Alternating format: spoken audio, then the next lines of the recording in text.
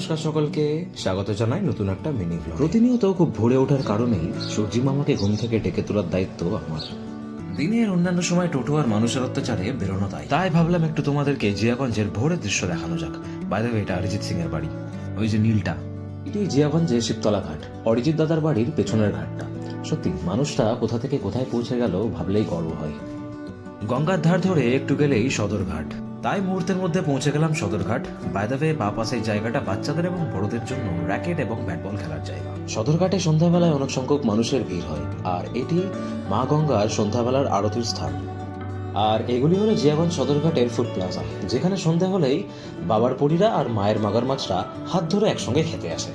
ভোরবেলায় তাদেরকে তো আর পাওয়া যাবে না, তাই এই ভোরের সকালবেলায় সদরঘাটকে খুব শান্ত, স্নিগ্ধ এবং খুব মনোরম দেখাচ্ছে, যা সত্যি আমার তো খুব ভালো লাগছে। দেখা হচ্ছে পরের মিনি ব্লগে। Tata, bye bye.